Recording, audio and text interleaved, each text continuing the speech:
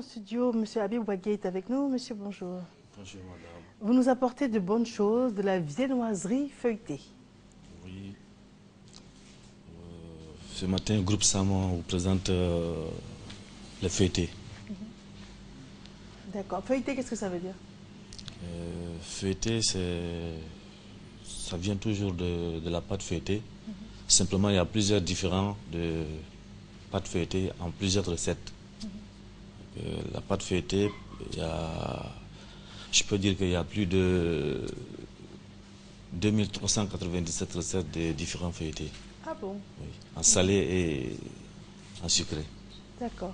Mais feuilleté, c'est le fait que ce soit brillant, vert, un peu... C'est ça? Non, c'est le nom de la pâte même qui C'est le nom est de la pâte. la pâte feuilletée. D'accord. Le brillant, ça c'est la dorure. C'est la dorure. D'accord. Mais apparemment, c'est raffiné. Oui, c'est raffiné. Contrairement, je dirais, je donnerai un exemple, contrairement à un croissant ordinaire, lui, il n'est pas feuilleté. Feuilleté, c'est autre chose, c'est une autre manière de préparer la pâte. Oui, c'est une autre manière de préparer la pâte avec le sel et l'eau tout simplement. Mais par contre, avec la même pâte feuilletée, on peut faire aussi les croissants au feuilleté, les brioches au feuilleté. Très bien. Raison pour laquelle je vous dis qu'il y a plus de 200 et quelques recettes de feuilleté. Feuilleté. D'accord. Et là, qu'est-ce qu'il y a dedans? Bon, là, c'est poché avec la crème pâtissière parce que c'est du feuilleté sucré. C'est pas le salé. Si c'est le salé, vous pouvez le faire avec même du poulet, du jambon, du saucisse, etc. D'accord. D'accord. Et ça se prend à quelle occasion? Et vous pouvez le prendre à n'importe quel moment parce que c'est un bon petit plat gourmandise qui est bon aussi à prendre dans le plat. Ouais. D'accord. Et quand on a des problèmes de santé, comment on fait? Le problème de santé, bon, c'est... C'est pas pour les gens qui ont des problèmes de santé. Ou bien il y a d'autres variantes. Bon, peut-être puisque c'est la pâte sucrée, bon, peut-être les diabétiques, je les déconseille parce que c'est un peu sucré. Par contre, si c'est les feuilletés salés, alors je peux les conseiller de prendre les feuilletés salés qui est assaisonné avec les trucs de sel. Mais ça, par contre, c'est les feuilletés sucrés. La crème est sucrée et la pâte aussi est sucrée. Mais par contre, on peut toujours le faire en salé. En salé. Ouais. Mais est-ce qu'il n'y a pas une autre manière de le faire avec moins de sucre, par exemple? Ou bien est-ce que dans la pâtisserie, vous avez du sucre médical? Ou bien ça change totalement le goût? Oui, il n'y a pas de sucre médical parce que le sucre, c'est le sucre. Et simplement, on peut seulement transformer la pâte avec le sel au lieu de sucre. D'accord. Donc, en fonction si on est hypertendu ou bien si on est diabétique, il faut éviter l'un ou l'autre. L'un ou l'autre, oui. Si on est hypertendu, on peut éviter, comme vous le dites, on peut éviter l'un ou l'autre, sinon même le faire même sans sel ou bien sans sucre. Il s'agit seulement de la mouiller avec le beurre et puis ça passe. D'accord. Très bien. Quel est votre mot de fin? Bon, je dirais simplement de conseiller généralement moins de sucre. Oui. Ce que je peux conseiller aux téléspectateurs, de conseiller moins de sucre. Et pourquoi pas aussi même moins de sel aussi. Parce que tout ça, ça nuit à la santé. C'est sûr. En tout cas, c'est très appétissant. Merci beaucoup. Et ça met beaucoup de temps à faire? Non, ça met pas beaucoup de temps. C'est une recette qui est très facile et rapide. D'accord. Pas beaucoup de temps. Très bien. En tout cas, je vous remercie d'être venu. Merci De madame. nous proposer un petit déj très appétissant. Merci. En tout cas, je vous remercie énormément. Bonne journée. Merci à vous. Le professeur Guy Varango. Bonjour professeur. Bonjour. Vous êtes chirurgien orthopétromatologie et puis vous êtes président de l'ONG Sourire un jour. Et vous nous parlez de quelque chose qui ne fait pas du tout sourire, qui est douloureux, dramatique, et qui gagne du terrain. On vous écoute. Je vous remercie de me recevoir. Après le gâteau, c'est pas très gai. C'est pas très gai comme transition, Voilà, mais c'est la réalité. Mais c'est la réalité, c'est notre vie. Donc c'est une infection qui est très grave. Vous avez dû voir certaines images. Bien sûr. Atteint surtout les enfants de 0 à 6 ans. Et ce qui est paradoxal, c'est une infection on peut prévenir. Mais elle fait des ravages dans toute la zone ouest africaine et dans les pays du tiers-monde du fait de la malnutrition, des conditions de vie qui sont précaires et puis surtout des mauvaises conditions d'hygiène. Donc c'est une infection qui commence par quelque chose, une petite infection dentaire et qui se propage à toute la bouche. Donc ça détruit complètement les tissus et ça fait des handicaps qui sont de façon... elles sont terribles, ils sont terribles. Oui. Donc surtout des enfants, ça fait vraiment... ça touche beaucoup. Ça touche beaucoup. Alors, avant de commencer à proposer les images, on va vraiment prévenir le public, d'autant plus qu'on vient de parler de petit déjeuner avant, de viennoiserie. Oui. Donc, les âmes sensibles s'abstenir. Oui. Ça, c'est vraiment le cas de le dire. Mais la raison pour laquelle on a juxtaposé ces deux images, c'est pour vous faire réaliser la réalité de la vie. Il n'y a pas que les bons aspects de la vie, parce que même en parlant de nutrition tout à l'heure, c'est très beau, c'est bon. Mais il y a des personnes malades. C'est pour ça qu'on a posé la variante en disant « et si on est diabétique ? Et si on a l'hypertension ? Et si on a le cholestérol ?» Ce sont des réalités. Ce ne sont pas des personnes marginales. C'est vous, c'est moi, c'est demain. Donc, il y a des choses que l'on peut prévenir. Il y a des choses dramatiques dont il faut parler. Alors, après tout ce que je viens de vous dire, si vous êtes prêts, vous continuez. Sinon, vous fermez les yeux et vous continuez à écouter, mais ce sont des images qu'il faut montrer, d'autant plus que ce sont des personnes vulnérables qui sont généralement atteintes, des personnes, des enfants en fait. On a l'impression que l'enfant, on refuse que l'enfant tombe malade ou que l'enfant souffre comme l'adulte. On se dit qu'il n'a peut-être pas la carapace pour résister. C'est ça, absolument. C'est un secteur très difficile à gérer. C'est notre futur, c'est le futur de notre nation. Donc que ces enfants soient handicapés dès le bas âge, qu'on ne puisse pas les sauver de cette situation, ça paraît quand même assez dramatique. Et nous souhaitons toucher le cœur des parents, parce que c'est des parents qui souffrent dans cette histoire, et de nos populations, et de nos autorités, bien sûr, qui sont déjà à l'écoute, puisqu'il y a un plan qui existe au niveau du ministère de la Santé qui concerne le NOMA. D'accord. Ça s'appelle le NOMA. Le NOMA, le N-O-M-A, c'est le NOMA, ça vient du grec noumen, ça veut dire dévorer. Donc c'est une maladie qui dévore le visage, le nez, la bouche. Et c'est récent? C'est pas récent, ça existe depuis l'Antiquité. Mais pourquoi est-ce qu'on ne vous en parle pas? Parce que c'est peut-être le moment que l'OMS a choisi pour battre un peu le fer, parce que ça existe depuis l'Antiquité. Ça existait même en Europe. Mais ce n'est pas une maladie liée au monde tropical, à nous, aux Africains. C'est les conditions de vie qui font que cette maladie existe. C'est la pauvreté, c'est l'hygiène. Enfin, quand on voit des images comme ça, on se demande comment est-ce qu'on peut souffrir autant. Parce qu'on imagine que c'est forcément douloureux. D'abord, il y a le regard de l'autre. Voilà, il y a le fait que la personne qui regarde se sent horrifiée. Et la personne malade le ressent forcément, au-delà de la douleur. C'est ça. Et je suppose que ça tue. Ça tue. Il y a 90% de décès chez les enfants. Oh là là. Ceux qui sont là, qui sont à la télé actuellement, c'est des survivants. On les appelle les survivants du NOMA. Il y en a 500 000 dans le monde. Les enfants qui sont atteints, il y en a 140 000 tous les ans.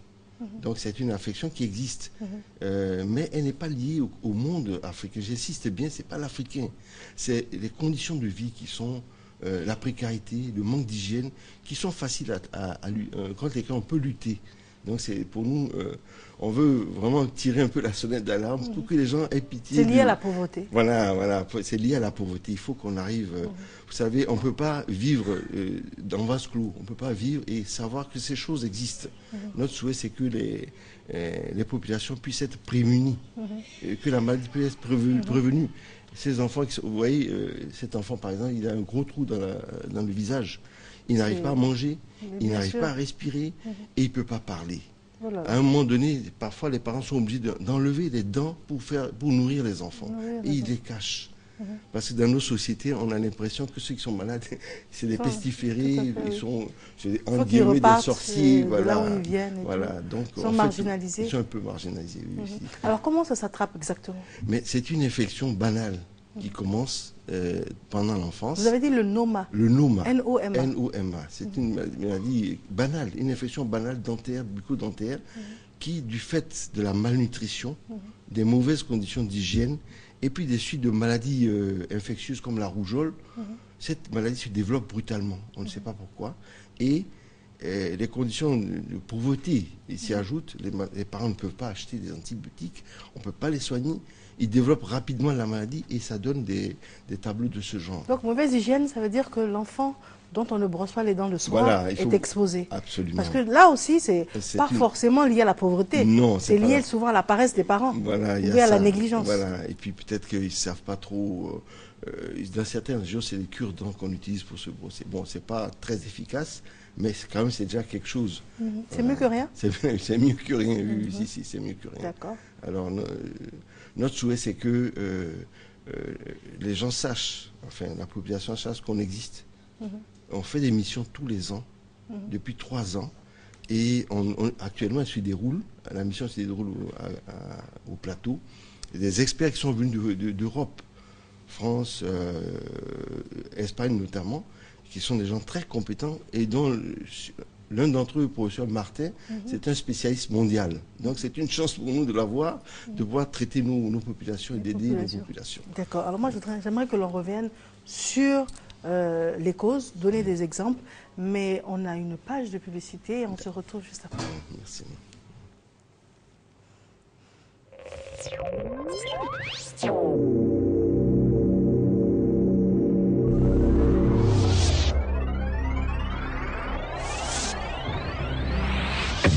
Monsieur Tiemoko Yade Koulibaly, premier vice-président du Conseil économique et social, invite, mesdames et messieurs les conseillers économiques et sociaux, à prendre part à la séance de travail qui aura lieu le jeudi 13 novembre à 10h à la salle des plénières de la dite institution. Vu l'importance de l'ordre du jour, la présence de tous est vivement souhaitée. Le présent communiqué tient lieu de convocation individuelle. Sous le parrainage du ministre du Commerce, de l'Artisanat et de la Promotion des PME, M. Jean-Louis Billon, la FENAFERCI lance le recensement général des ferrailleurs et garagistes en procédant à l'installation des sections sur toute l'étendue du territoire national. Korogo et Ferkessédougou, jeudi 13 novembre, 9h et 15h. Boaké, vendredi 15h. Yamoussoukro et Gagnoa, samedi 15 novembre, 9h et 15h. Divo, dimanche 16 novembre, 9h. Fiers artisans, ferrailleurs et garagistes, prenons tous part au rendez-vous de l'émergence à l'horizon 2020. Sous la présidence du Dr Raymond Goudou Kofi, ministre de la Santé et de la lutte contre le sida, le ministère de la Santé et de la lutte contre le sida, à travers le Programme national de la santé, de la reproduction et de la planification familiale, PNSR-PF, organise, avec le financement de l'USAID, la cérémonie de présentation du plan d'action national budgétisé de la planification familiale et du lancement du projet AGIR-PF en Côte d'Ivoire, le jeudi 13 novembre 2014 à 9h au Golf Hotel d'Abidjan. Au programme, présentation du plan d'action national de la planification familiale de la Côte d'Ivoire, présentation du projet AGIR-PF, partenaire au développement, organisation internationale, professionnelle de santé, cette cérémonie est la vôtre. Contact 20 32 24 15. Le ministère de l'Enseignement supérieur et de la Recherche scientifique porte à la connaissance des candidats retenus à la première session de recrutement des enseignants du supérieur des universités et grandes écoles publiques que la date limite de dépôt des rapports d'entretien est fixée au mercredi 12 novembre 2014. Les candidats qui ne figureront pas dans ces rapports seront considérés comme démissionnaires et rayés de la liste de retenus. Par ailleurs, il informe que la deuxième session de recrutement se tiendra le vendredi 19 décembre 2014. Les dossiers de candidature sont reçus à la direction de l'administration et des ressources humaines, 6 à la rue de Commerce jusqu'au lundi 17 novembre 2014, délai de rigueur. Contact 20 32 21 87. Chaque jour, je me fais plein de nouveaux amis. Mon monde s'agrandit. Chaque jour, un nouvel affairage. Du nord au sud, partout, au fait de tout, sans bouger de chez moi. Envoie vite Ville au 98 102 et connecte-toi à des milliers d'autres jeunes dans tout le pays. Ville, V-I-2-L-E, ça ne ment pas. Ville au 98 102, 150 francs le SMS. Le jeu SMS Magique de la RTI, c'est déjà plusieurs heureux gagnants. Recevons nos gagnants. Nous avons gagné 50 000 francs chacun. Nous avons gagné au jeu SMS 50 000 par personne. J'ai gagné la somme de 50 000 francs. J'ai gagné 50 000 francs au jeu. J'ai joué au jeu SMS Magique de la RTI, j'ai gagné 100 000 francs. Jeu SMS Magique de la RTI et j'ai gagné 100 000. J'ai gagné 100 000. J'ai gagné 300 000 francs. J'ai gagné 300 000 francs. Tous les autres à jouer. SMS magique. C'est vraiment magique. Toi aussi, tu peux gagner 100 000 et 200 000 francs CFA par jour, 300 000 francs CFA par semaine, 1 million de francs CFA par mois et un super lot de 3 millions de francs CFA cash. Go au 98 070, c'est 100 francs le SMS. Avec la RTI, on gagne vraiment.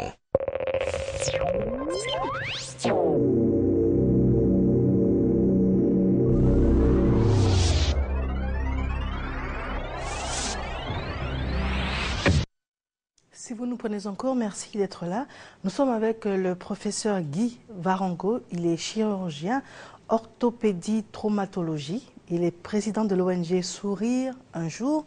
Et nous parlons avec lui du NOMA. C'est une infection gagneuse, foudroyante, dont vous avez déjà vu des images tout à l'heure. Et nous revenons là-dessus. Et la question que j'allais lui poser, c'était qu'on revienne sur les raisons de cette infection, parce que quand vous parlez de malnutrition, on a souvent l'impression de savoir de quoi il s'agit sans vraiment savoir. Est-ce que la malnutrition, c'est le fait de ne donner à l'enfant que de la bouillie parce qu'on n'a pas les moyens financiers de lui donner des protéines? Est-ce que c'est le fait de lui donner de l'eau en sachet à acheter à une petite vendeuse qui passe? Qu'est-ce que c'est que la malnutrition? C'est un tableau en fait d'ensemble avec, comme vous dites, une mauvaise alimentation surtout, mais aussi des maladies qui sont intercurrentes. Vous avez que par exemple une rougeole, la rougeole conduit nécessairement à la malnutrition si elle n'est pas traitée. Donc c'est un ensemble de faits qui font que l'enfant, l'immunité de l'enfant baisse. Il a peu de défense, donc dès qu'il y a une petite infection, il réagit, le corps réagit en faisant ce genre de pathologie. Mais je voulais dire une chose, c'est que vous voyez le NOMA, on ne sait pas ce que c'est quand on entend parler du NOMA. On dit le NOMA, on ne sait pas ce que c'est. Quand on vous décrit le NOMA, vous ne pouvez pas vous imaginer ce que c'est. Mais quand vous voyez ça, vous ne pouvez pas oublier les images. C'est vrai. Voilà. Donc, quand vous voyez ces enfants, pour nous, c'est quelque chose de fondamental. Il faut qu'on arrive... Ça, ce sont les survivants que l'on voit. Oui, c'est les survivants. C'est des gens qui ont réussi par un miracle, le soin attentif des parents. Je vous ai dit, il y a certains parents qui cassent les dents pour nourrir leurs enfants. Et puis, quand même, quelque chose c'est qu'il y a une communauté quand même. Même si les parents sont pauvres et tout, il y a une sorte de service de communautarisme qui fait que les enfants sont plus ou moins pris en charge. Mais la maladie est plus forte, souvent. D'accord. Et c'est contagieux? C'est pas contagieux. C'est pas contagieux. Justement, c'est pour ça qu'on dit que ce n'est pas une maladie tropicale. Elle peut arriver n'importe où. C'est les conditions. Il y en avait même à Bobo, à Yopougon, on en a trouvé. Mais c'est toutes des conditions de vie qui sont difficiles, vous voyez. C'est le facteur qui revient. Voilà, ça revient toujours. Bon, et puis les conflits. Quand on a eu des conflits pendant longtemps, les populations sont appauvries. Il n'y a plus de quoi nourrir les enfants. Ils n'ont pas accès aux médicaments. C'est des petits soins antibiotiques, des soins et puis la prévention. Il suffit que les parents soient informés. Je pense qu'avec grâce à vous, une sensibilisation, on arrive à leur faire comprendre les méfaits de cette maladie-là. Très bien. Voilà. Alors, si des personnes dont les enfants souffrent de cette maladie nous voient, le recours actuel est lequel? Il y a un plan au ministère de la Santé, mais nous sommes disponibles. Moi, excusez-moi, je travaille à l'hôpital, je suis à Trècheville, mais je suis président de l'ONG. Quand ils vont connaître les adresses, ils pourront nous contacter.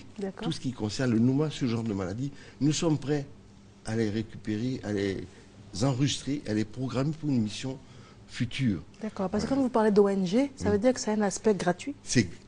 Je dis, c'est une prise en charge totalement gratuite. Déplacement, hébergement, bilan préparatoire, intervention, soins secondaires, tout est pris en charge, ils ne dépensent rien. Et vous avez dit que les chances de survie sont pas très élevées? Quand ils sont petits, qu'on ne les opère pas, ils meurent facilement. Mais quand ils sont grands, qu'on arrive à les opérer, ils revivent. Si vous les voyez, ils ressuscitent en fait. C'est vraiment le terme. Et je pense que c'est spécifiquement les enfants. Les adultes sont rarement atteints. Non, ils sont rarement atteints parce qu'ils prennent soin d'eux. Donc la faute incombe aux parents. Je ne peux pas dire la faute parce que c'est des conditions de vie qui sont difficiles. Moi, vraiment, les populations, elles ont trop de soucis, donc on ne peut pas les accuser. Voilà. On va donner des contacts, s'il vous plaît. Oui, excusez-moi, j'ai pas le... Bon, je vous donne mon numéro, c'est le 07 08 07 83. Voilà. Ou bien la clinique La Rochelle. D'accord, on peut reprendre s'il vous plaît? 07 08 07 83.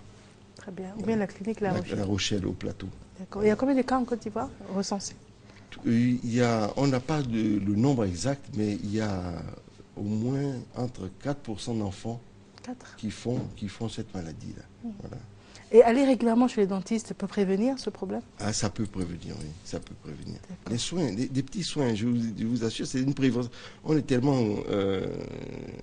outré par le fait que c'est une maladie grave et qu'il faut des petits soins pour le prévenir, la prévenir. D'accord. Je vous remercie, docteur. Merci beaucoup, madame. Tout Merci. a été dit?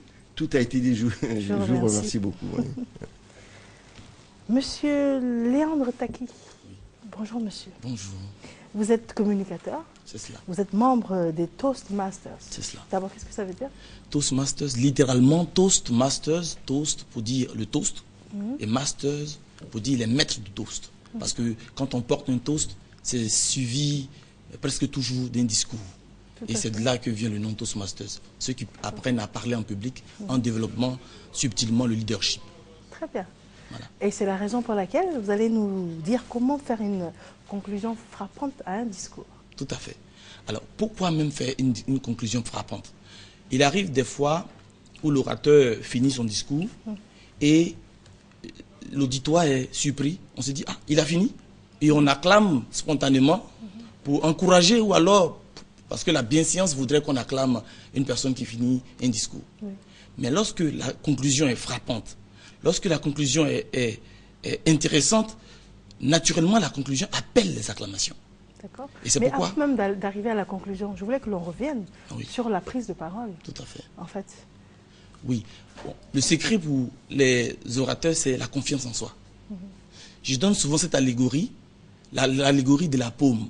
Lorsqu'on serre la paume, la main d'un brave paysan, on sent la rudesse de sa paume. Tout à fait. Et on se dit que cette personne a toute une expérience des champs. Mais il n'en a pas été toujours ainsi de la paume du paysan. Au début, cette paume était fragile. Et à force de travailler, cette paume a eu des ampoules, elle s'est ankylosée, elle s'est endurcie. Oui. Il en va de même pour la confiance en soi en matière de prise de parole en public. Si vous ne vous jetez pas à l'eau, vous n'allez pas durcir votre confiance comme la paume du paysan s'est endurcie au fil du temps. Donc il faut se jeter à l'eau, il faut apprendre à parler en public à toute occasion. Lorsque les occasions se présentent, il ne faut pas se cacher derrière les autres. Parce que lorsque vous choisissez un porte-parole qui parle pour vous, eh bien vous êtes en train de choisir cette personne comme votre chef. Parce que celui qui parle au nom des autres, finalement, il devient le chef. D'accord. Voilà. Très bien. Donc, il faut prendre la décision d'affronter. Parce que c'est une affaire d'affronter également. Il faut affronter. C'est cela. Il faut aller au devant, il faut aller au contact. Et certainement, vous allez avoir des revers. Vous allez écouter les évaluations, on va vous dire ce qui n'a pas fonctionné. Et ensuite, vous allez prendre cela en considération pour pouvoir évoluer agréablement. C'est ce que nous faisons au niveau de nos clubs Toastmasters. D'accord. Club, donc ça veut dire que vous initiez à travers du moins la Côte d'Ivoire? Tout à fait. Nous avons 8 clubs en Côte d'Ivoire. Et moi, je viens de finir mon mandat de président d'un club. Et donc, vous incitez les personnes à affronter le public? Oui, bon, le public, c'est les membres. Ce sont les membres qui sont au cours des réunions, qui participent aux sessions de formation. C'est le premier public. Et ce public-là est un public de choix parce que c'est des personnes comme vous et moi qui viennent, ce sont des personnes qui composent la société. Ce ne sont pas des experts en communication, des gens qui apprennent. Mais à force d'apprendre avec des manuels, des indications, ils arrivent à développer des aptitudes à communiquer et à être des leaders. Très bien. Parce que la communication va avec le leadership. Tout à fait. Je n'ai jamais vu un leader qui ne sache pas prendre la parole en public. Sinon, il perd son titre de leader. Et aussi, si vous savez parler en public et que vous ne développez pas le leadership, vous aurez des problèmes parce que quand on sait parler en public, on attire les regards, on attire les responsabilités. Et si vous n'avez pas de leadership en vous, eh bien, on pensera que vous êtes un tonneau vide. Très bien. Alors, prendre la parole en public, il y a le timbre de voix, il y a le regard. Parce que depuis tout à l'heure, je vous observe et je réalise que vous me regardez droit dans les yeux. Et pour faire ce genre d'émission, beaucoup de personnes ont le regard fuyant, ont le regard bas, ont le regard intimidé, ont le regard de côté. Et des fois, on leur dit « parlez plus fort, s'il vous plaît ». Donc, et pourtant, il y a un micro. Oui. Ça prouve bien qu'elles ont tendance à éteindre la voix, à ne pas vouloir déranger. Donc, je suppose que dans ce dont vous nous parlez, il faut assumer ce que l'on dit. Il y a des conseils pour vous donner dans ce sens. Oui. Je disais tantôt, la confiance en soi, c'est comme la paume du paysan. elle se durcit avec l'expérience. C'est l'expérience qui permet à un orateur de pouvoir regarder en face une animatrice qui a de l'expérience aussi et de pouvoir communiquer, converser tranquillement sans être timide, sans avoir peur. Et je puis dire que si vous n'êtes pas expérimenté, cela se sent tout de suite. Lorsque vous parlez, on sent que vous tremblez, on sent que la voix, comme vous l'avez dit, la voix s'éteint. Et ces choses-là se travaillent avec le contact avec les autres, en prenant la parole, en se libérant de la peur et en parlant tout simplement. Et ces choses commencent à travailler en nous. Et au final, lorsque vous prenez la parole, en dehors même du cas du Toastmasters, en entreprise, en famille, du coup, on se surprend, mais vous, tiens, quelque chose a changé. On a l'impression que tu parles avec plus d'assurance. Il dit, mais si, c'est parce que je travaille à cela et c'est l'expérience qui fait que j'arrive à parler sans être hésitant. Très bien. Alors maintenant, on revient sur la conclusion. Oui. Comment faire une belle conclusion? Tout à fait. Et comme je le disais, lorsque quelqu'un finit un discours et que sa conclusion n'appelle pas des acclamations, eh bien, les gens acclament parce que la bienséance le voudrait. Mais lorsque la conclusion appelle la conscience est frappante, eh bien, cela, naturellement, spontanément, les gens acclament, non pas parce que vous avez fait un discours, vous êtes un orateur, mais parce que vous avez vraiment touché les cœurs. Alors, je donne 3 points pour ce qui concerne la conclusion. Qu'est-ce qu'il faut dire même dans la conclusion? Si c'est un discours informatif, comme notre invité tout à l'heure, il venait informer, il donnait des informations, alors à sa conclusion, il doit rappeler les points saillants de son intervention. Et finir avec une note frappante, une phrase frappante. Tout à l'heure, je donnais un exemple de phrase frappante. Et si c'est un discours inspirant, où on veut pousser les gens à changer d'attitude, là, à ce niveau, à la fin, on peut rappeler une anecdote et puis subtilement inspirer l'auditoire, demander à l'auditoire d'agir. Et dans ce cas de figure, là aussi, je donnerai un exemple, comment est-ce qu'on pourrait le faire. Maintenant, pour ce qui concerne comment le dire, parce que là, on l'a dit tout à l'heure, il y a la gestuelle du visage, il faut regarder les gens. Tout à l'heure, à votre conclusion, vous allez regarder la caméra en face, vous allez sourire et vous allez laisser une conclusion frappante. Tout à l'heure, les téléspectateurs pourront voir votre conclusion par rapport à ce que je viens de dire. Et il faut aussi avoir une voix audible. À la conclusion, il faut élever un tout petit peu la voix pour marquer l'instant solennel.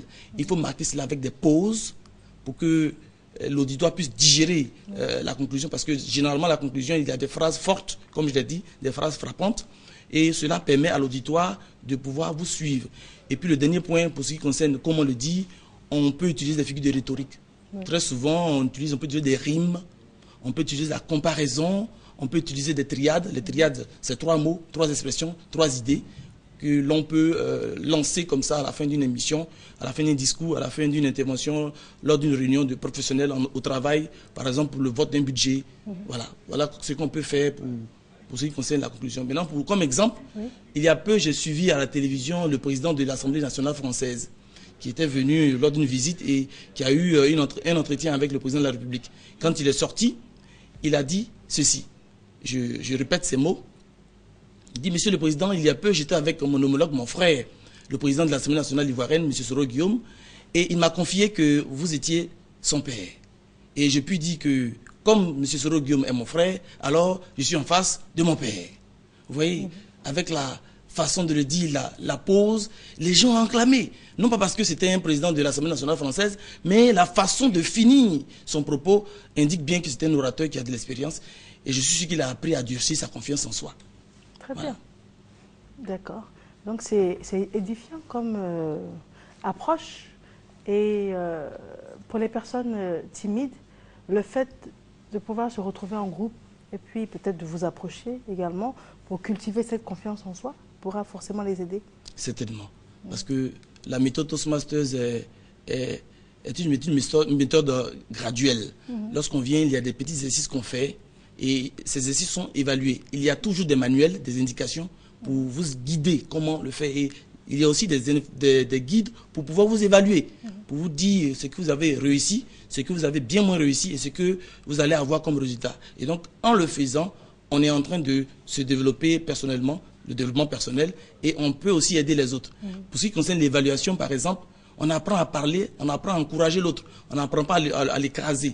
Alors si on développe l'évaluation aussi, à ce niveau, on apprend à dire à l'autre ce qu'il a réussi, ce qu'il doit améliorer et à quoi il va aboutir. Lorsqu'on fait ces choses ainsi, on ne peut pas écraser, on ne peut pas choquer l'amour propre de la personne.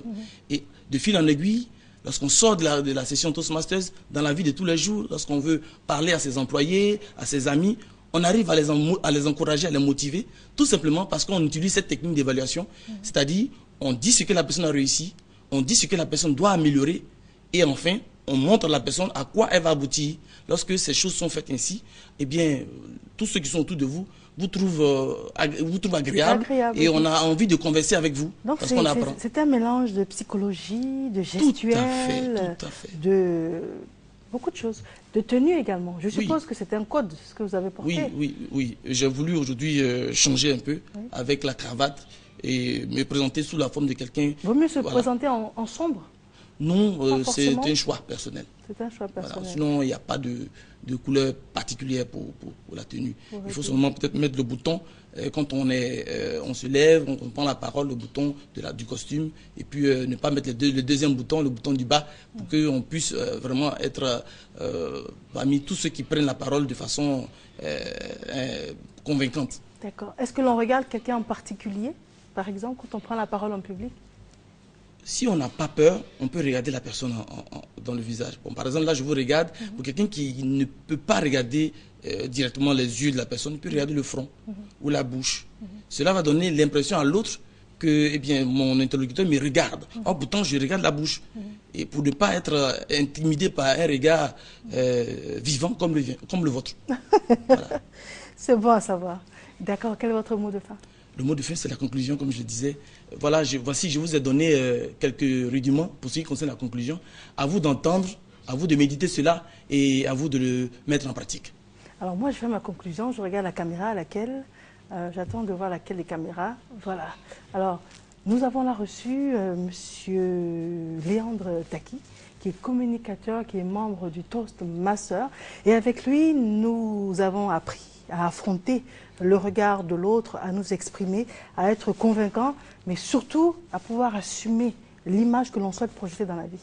C'est bon comme conclusion? C'est parfait. C'est parfait. Voilà. Je vous remercie. Merci. Merci d'être venu.